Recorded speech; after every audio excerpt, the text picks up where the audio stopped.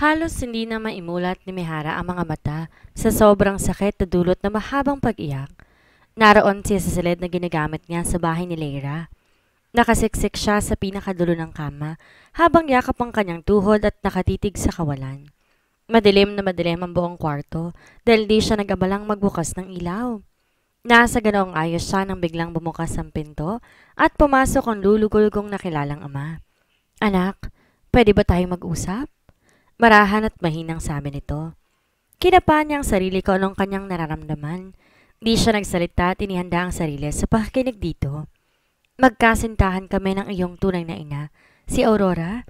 Matagal kami magkasintahan at nagbabalak na magpakasal.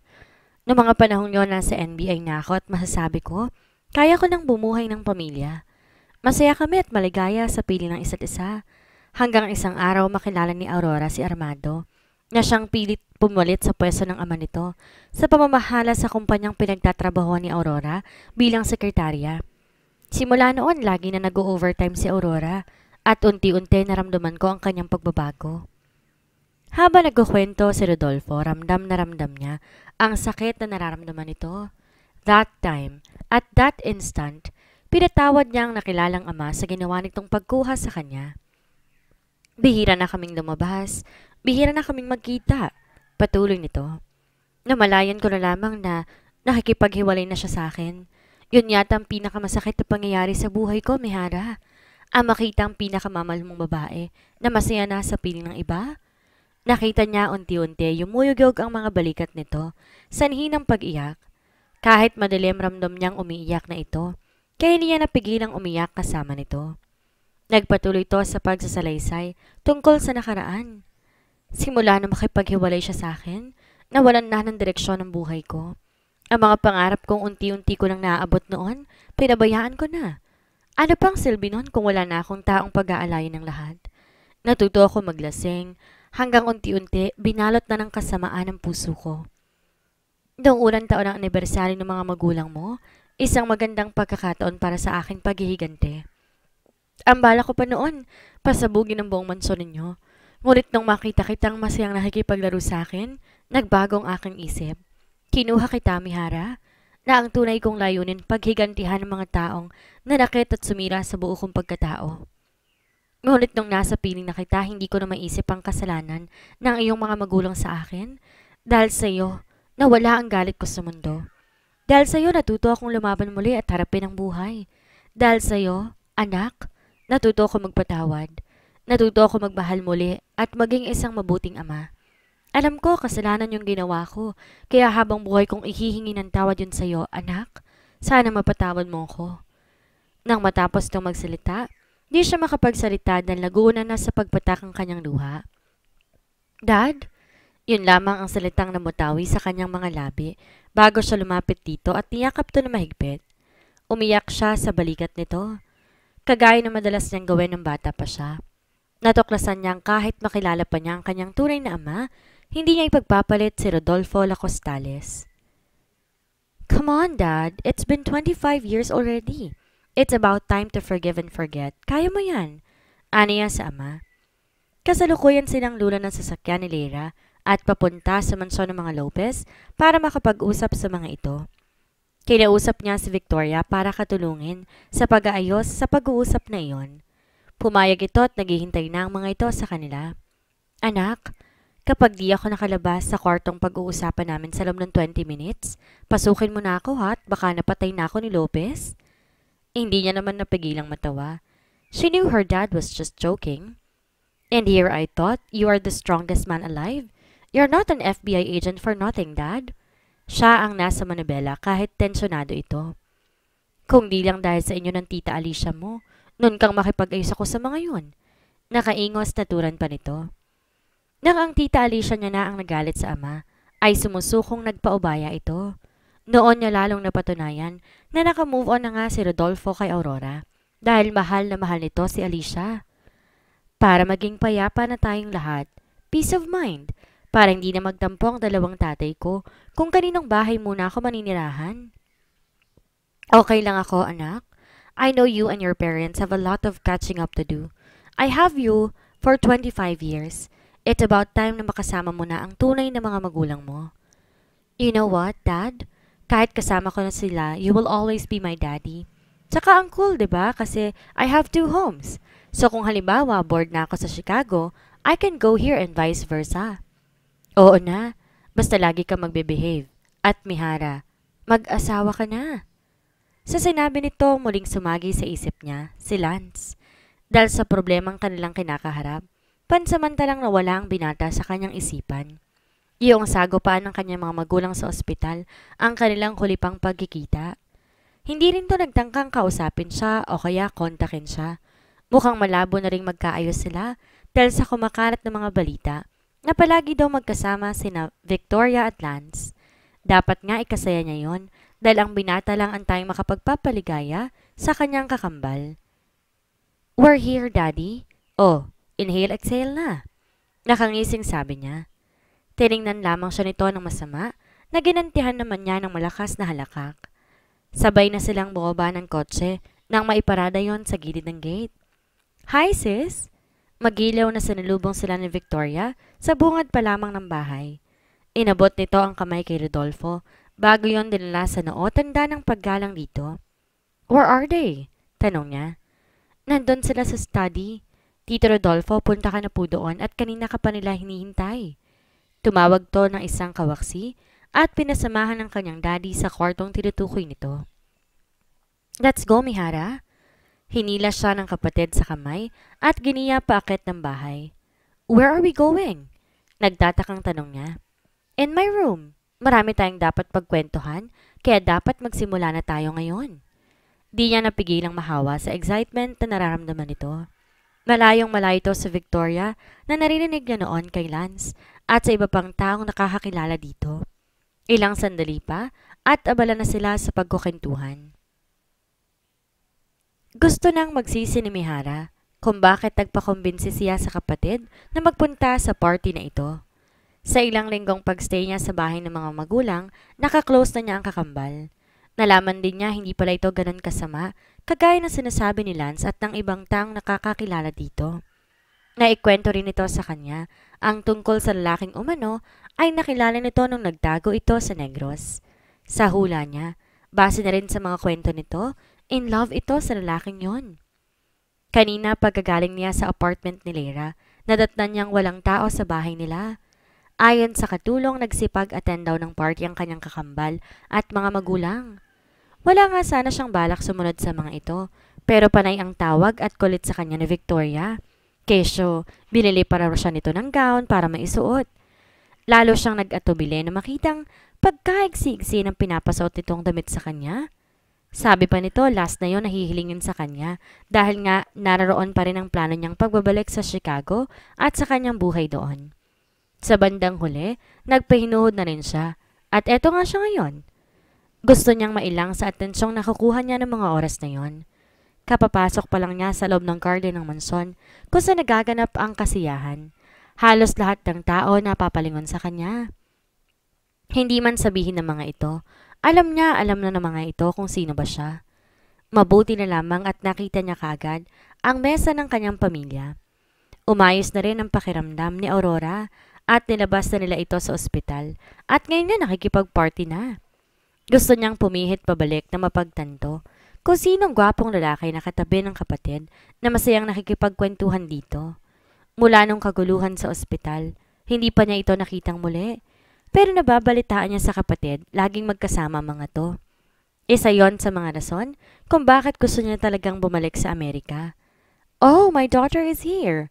Anunsyo ng kanyang ama at sabay-sabay namang bumaling sa kanyang iba pang tao na nasa mesang iyon.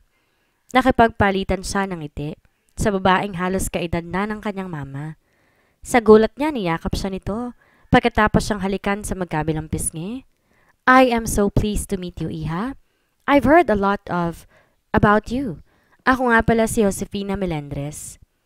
I'd love it if you'd call me Mama. Ako ang mama ni Lance. Ma? Natatarantang saway rito ng binata, sabay ng kanyang pagkagulat. Nilibot niya ang naguguluhang tingin sa mga taong nasa mesa. Nang mapatingin siya sa kapatid, napansin niyang sinusupin nitong isang makahulugang ngiti. Don't mind my wife. She's just too excited over some things. By the way, I am Ronaldo. It is your choice if you want to call me Tito Rolando or Dad. Binuntutan ito ng isang malutong na halakak na sinabayan pa ng mga magulang. Gustong-gusto niya nang mag-walk out dahil hindi niya maunawaan ang mga nangyayari. Mabuti na lang at iniligtas siya ng kapatid.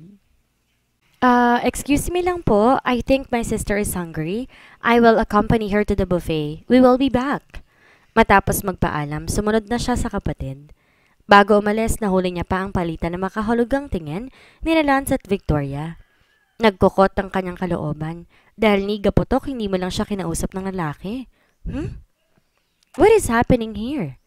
Di napigilang tanong niya sa kakambal habang naglalakad sila patungo sa kinaroroonan ng pagkain. Bawat madaan ang kakilala, proud na ipinapakilala siya na tinutugon lang niyang nangiti at tango. Hay, ayan na natin si Tita Jo. Sabi nga ni Tito Rolando, she's just too excited over some things. At kung ano man yun, malalaman mo rin. Ang arte, ayaw pang sabihin. Naiinis na sabi niya. Wala akong karapatang pangunahan ng mga bagay-bagay, okay? Patience, my dear sister. Di na lang siya nagsalita pa. Nasa hustong kalagitnaan siya ng pagpili ng pagkain nang magpaalam ang kapatid dahil may tumawag ditong kakilala. Sige, I'll be okay here. Just go. Baliwalang sabi niya. Nang bumalik siya sa mesa ng mga magulang, nakahinga siya na maluwag dahil wala na doon si Lance. Nagumpisa siyang kumain habang manaka-naka, sumasagot sa tinatanong ng mga magulang at ng mag-asawang Melendres. Di niya maunawaan ang pinag-uusapan ng mga ito. Basta kapag tinatanong, sumasagot lang siya. Nang matapos kumain, magalang siyang nagpaalam na maglilibot-libot sa mansyon. Bago umalis, pahabol pang tanong ang mama ni Lance. By the way, Iha, kapag kinasal ka, anong motif ang gusto mo? Red is fine. Kibit balikat na sagot niya. Garden or church? Dagdag pang tanong ng mama niya. Church. Clueless pa ring sagot ang dalaga. Tumangutangulang ang ama ni Lance. Napabuga tuloy siya ng hangin. Nawiwirdohan siya sa mga ito, kaya minabuti niyang tumayo at ipinagpatuloy ang planong paglilibot sa lugar. Dinala si Mihara ng kanyang mga paa sa likod na bahagi ng bahay kung saan siya natagpuan ng fountain. Medyo malayo yon sa kasiyahan at madilim pa. So, when are we going to tell her about the wedding? Napakunot ang noon niya nang marinig ang pamilyar na tinig ng kapatid. Wala siyang ideya kung sinong kausap nito dahil naliligiran siya ng matataas na halaman. Kapag nagkaroon na ako ng lakas ng loob, muntik na siyang mapasinghap nang marinig pa ang boses ni Lance. Lalo napakunot ang kanyang noo. Madaming mga katanungan na naglalaro sa kanyang isipan. Bakit kailangan mag-usap ng mga ito sa madilim na bahagi ng bahay? At sino ang ikakasal? Kailan pa yon? That wedding is long overdue, Lance. Naiinip na ako. Halata sa boses ni Victoria ang iritasyon. Nang mga oras na yon, libo-libong karayom naman ang tumutusok sa kanyang puso at taguunahan sa pagpatak sa kanyang luha. Gustong-gusto niya nang umalis sa lugar na iyon, pero pinigil niya ang sarili. Walang ibang lugar siyang madadaanan kundi ang pwesto ng mga ito, kaya wala siyang nagawa. Tila napako, nanatili na lamang muna siya roon. Oo na, ako nang bahala doon, Victoria. Baka kapag nalaman to ni Mihara, magalit siya sa akin at sa'yo. Maiintindihan niya naman siguro tayo kapag nalaman na niyang buong katotohanan. Don't worry too much, okay? Pag-a-assure dito ng kapatid. Sana nga. Halika na nga doon at baka kanina pa nila tayo hinahanap. Ilang sandali pang lumipas na dinig niya ang papalayong yabag ng mga ito. Where are you going? Tanong ni Victoria habang nakatingin sa mga maleta niyang nasa ibabaw ng kama. I'm going back to Chicago. Namimiss ko na sina Daddy. Nung nagdaang gabi pagkagaling sa party, nagtungo siya kina Leira at inihinga sa pinsan ng saloobin. Doon din nabuo ang desisyon niyang to. But paano kami? We are your real family. Halata ang lungkot sa boses nito bukod sa pagpapanik. Napakunot noo siya. Anong paano kayo? You're leaving us. Napatawa siya. Of course not. I'm going to Chicago just to have a vacation. And besides, madami pa akong dapat ayusin doon. Yung trabaho ko, yung bahay ko, yung sasakyan ko. Kailangan ko muna ayusin yung mga yun. Paliwanag niya habang patuloy pa rin sa pag-aayos ng gamit. How long are you going to stay there? I don't know yet. A month? A year? I don't know. Kibit balikat niya. Parang gusto nitong magreklamo pero hindi na itinuloy. Okay.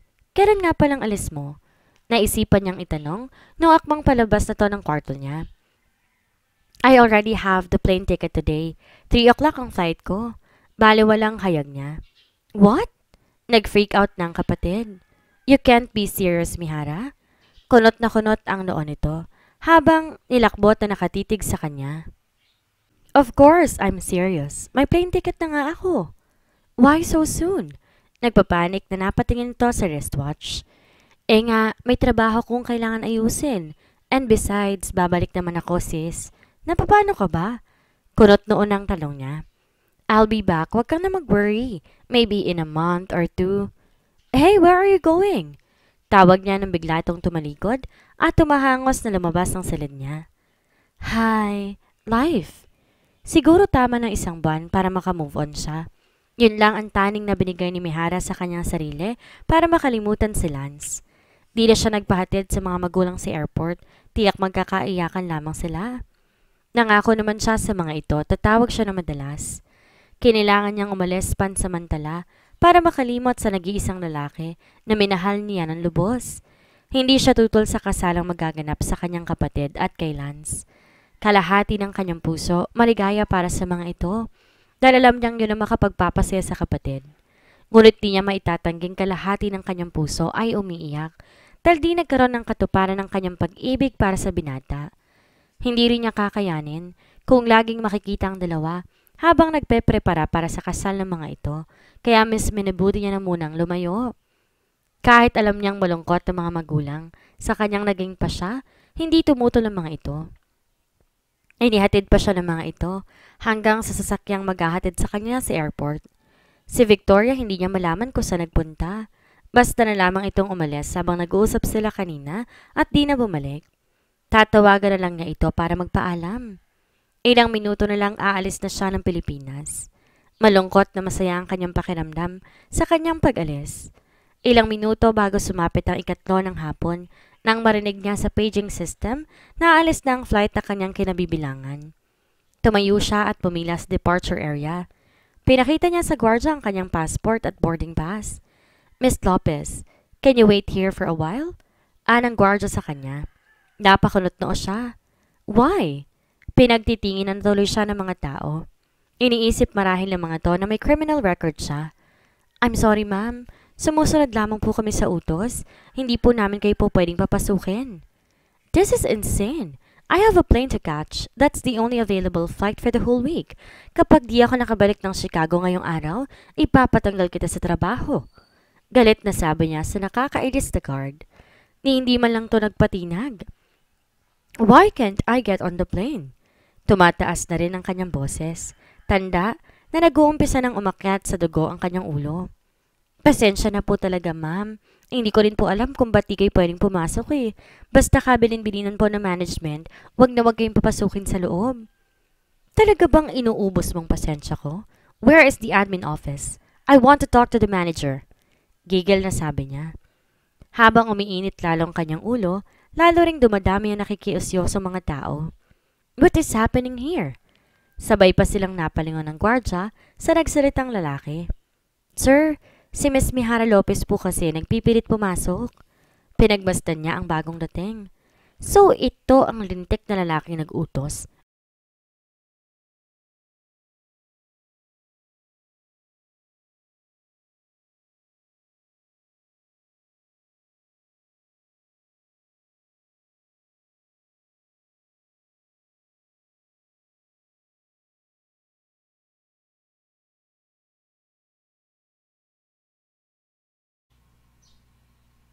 Na wag siyang papasukin sa loob?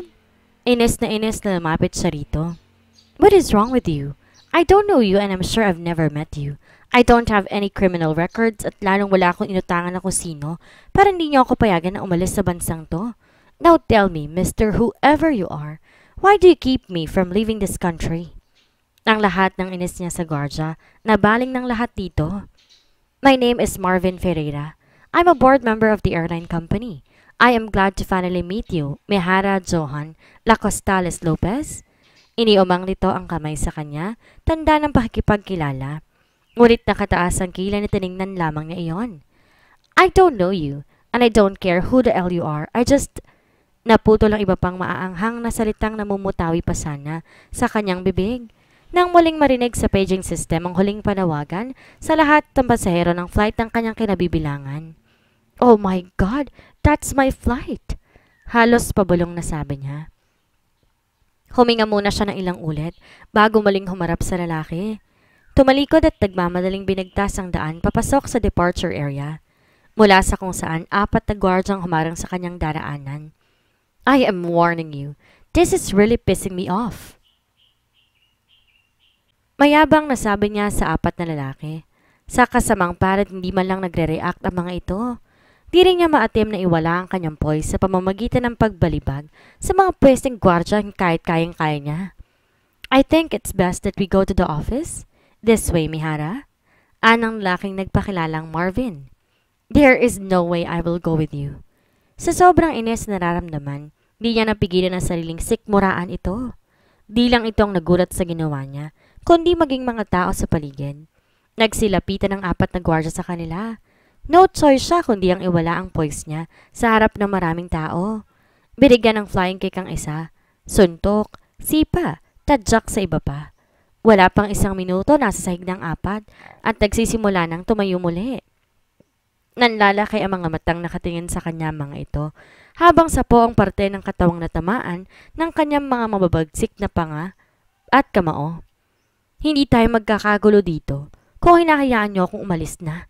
Nagigigil na sabi niya. Sinubukan siya hawakan ni Marvin sa magkabilang balikat, pero mas mabilis siya dahil nagawa niyang pilipitin ang braso nito bago pa ito isalya sa pader. Pikon na ako sa inyo. Gigil na sinakal niya to. Mihara! Marvin! Sabay silang napalingon sa nagsalita. Otomatikong nabitawan niya si Marvin pagkakita kay Lance na palapit sa kanila. Anong ginagawa mo dito? Kunot noong tanong niya. Lance pare, bakit ngayon ka lang? Muntik na kaming isalvage lahat ng fiancé mo. Malaki ang utang mo sa akin. Di mo naman nasabi, tigre palang babaeng yan. Naiiling na sabi ni Marvin habang inaayos ang nalukot na polo. Correction, I am not his fiancé. Asik niya rito. Ano bang ginagawa mo dito ha? Singhal niya nang tumingin kay Lance na nangingiting nakatitig sa kanya. Tama naman ang pagkakabasa ko ah. Muli siyang napatingin kay Marvin na may hawak ng isang maliit na papel na pula ang kulay. Dahil wala siyang makuhang matinong sagot kay Lance, inis na hinablot niya ang papel mula sa lalaki. It was a wedding invitation. At halos manlaki ang mga mata niya nang mabasa ang pangalan ng ikakasal. Lance Melendres, Mihara Johan Lopez Nuptials. What is the meaning of this? Di niya maunawaan ang kanyang nararamdaman ng mga oras na yon. Isa lamang ang alam niya, napakalakas ng tibok ng kanyang puso. You mean pare, hindi ka pa umaamin hanggang ngayon? Ang lakas na loob mo magpaprint ng invitation sa kasal at ipamudmod, hindi pa pala pumapayag ang mapapangasawa mo? Napapailing na sabi ni Marvin. At kaya mo pinapaharang ang paglabas ni Mihara ng bansa ay dahil hindi ka pa pala nakakapagtapat. Tinignan siya nito. Maswerte ka, ngayon lang yan umakto na parang siraulo dahil sa isang babae. Ikaw may dahilan kung bakit ako pinipigilan ng mga ito na umalis? Muling bumalik ang ines ni Mihara. Bumuka ang bibig nito upang magsalita, ngunit ang mahaderong kaibigan nito muling sumingid. Oo naman. The truth is, an hour ago, nasa Cebu siya dahil may conference siya doon. He spent 1.5 million pesos for the rental of the private jet of the company so he can be here in less than an hour. He is also going to spend another million because of the damages I sustained plus the damages my men incurred. So you see, mahal na mahal ka ng lalaking yan. Handa siyang gumastos ng malaking halaga para sa'yo. Nakangising pahayag nito. Shut up, will you? Asik niya sa madaldal na lalaki. Imbes kasi na si Lance ang magtapat sa kanya, ito pa ang nagtapat para sa kaibigan? Bida-bida lang? Bakit ba hindi ka magsalita dyan, ha? At bakit tong pesting kaibigan mo nangungumpisal para sa'yo, feeling spokesperson? Ines na tanong niya dito. Kasi tinatakot mo ko. Hindi yan sanay na sinisinghala ng mga Sinabi ng tumahimik ka eh. Muling baling niya rito. Sa gulat niya at ng lahat ng tao, basta na lang hinila ni Lance ang kanyang batok bago siya pinagkalooban ng mainit na halik sa labi. Ang akala niya isang simpleng halik lamang iyon, ngunit nagkamali siya. Ilang minuto muna ang lumipas bago nito pinakawalan ang bibig niya. Pulang-pula ang mukha niya dahil sa kahihiyan. Ngiti-ngiti naman ang Hudyo. Now I know how to shut you up. Ialis mo ko sa lugar na to bago pa ako lamunin ng lupa dahil sa sobrang hiya. Mahinang sabi niya. Di na siya nagtangkang tingnan ng mga tao. As you wish, sweetheart. Akala niya hihilahin na siya nito palabas ng airport, ngunit bago yon muli siyang hinalikan nito. Huwag mo na ulit akong iiwan ng walang paalam, ha? Naglalambing na ipinatong ni Lance ang baba nito sa balikat niya. Kasalukuyang nasa farm sila nito sa Batangas. Isang linggo nang nakakalipas mula nang magpakasal sila sa Huwes. Noong araw na gumawa sila ng eksena sa airport, dinala siya nito sa City Hall para magpakasal. Pinilit nito ang ninong nitong mayor na gawin ang seremonya kahit di pa nila naaayos sa mga kailangang papeles. Kung kinakailangan daw tutukan siya nito ng baril, gagawin ito. Pumayag lang siyang pakasalan ito. Di na siya nag-react dahil bukod sa masyadong mabilis sa mga pangyayari, maligayang maligaya rin siya. Bago sila nakauwi ng manson ng mga magulang, ganap na Mrs. Lance Melendres na siya. Sinalubong siya ng kapatid at ng mga magulang. Nalaman niya na si Victoria ang gumabala kay Lance sa conference sa Cebu para ipaalam ang tungkol sa biglaan niyang pag-alis. Kaagad tinawagan ng lalaki ang kababatang si Marvin para manghiram ng private jet na pag-aari ng pamilya Ferreira. Ito rin ang nag-utos sa mga tauhan sa airport na huwag siyang hahayaan na makasakay ng eroplano.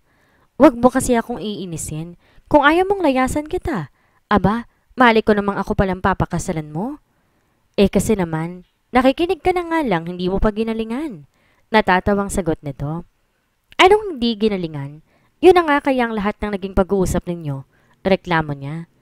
You jump into the wrong conclusions. Pinahirapan mo pa tayong dalawa. Paano hindi?